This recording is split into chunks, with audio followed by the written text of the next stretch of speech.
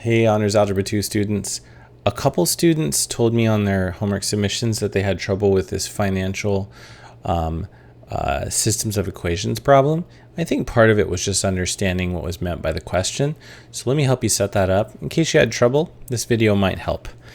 Okay, so a financial planner wants to invest $8,000, some in stocks earning 15% annually, and the rest in bonds earning 6% annually. So there's two different investments. You're investing a total of $8,000, but some of it's going to go into a 15% annual yield investment, and the other one in a 6% annual.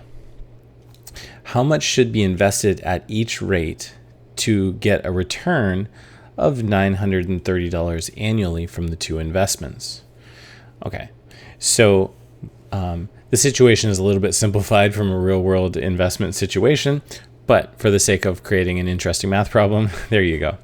So what we know is we're going to have two investments. I'll call it investment A and investment B. Let's let A represent the amount in the 15%, so it's in stocks. And let's let B be the amount in the bonds. So that's B is invested at 6% annually.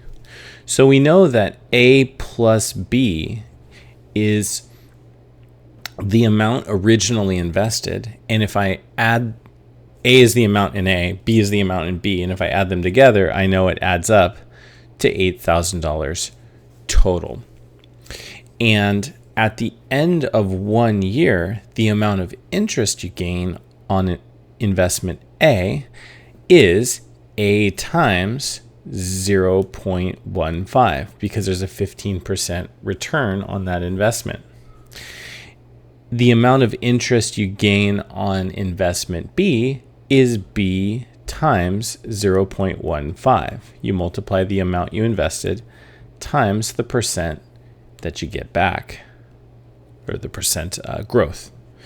If I add these together, this is the total money I make on the combined investment.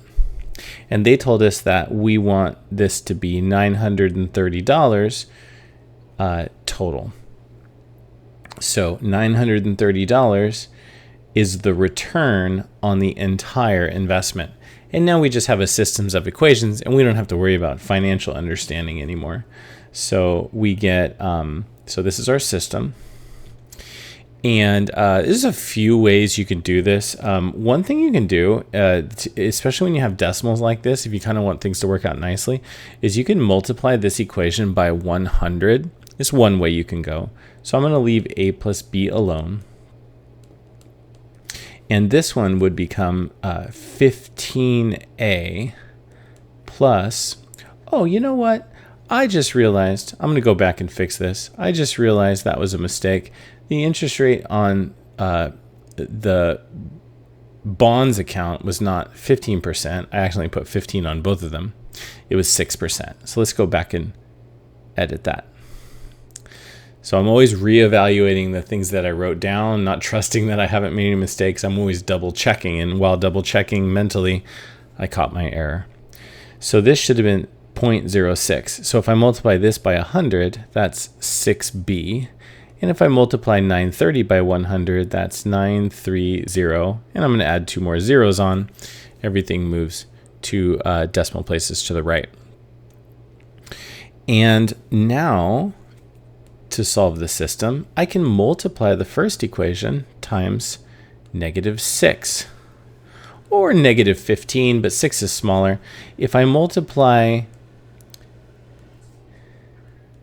if I can get a -6 here, then these two would add together to be 0, and I would eliminate B.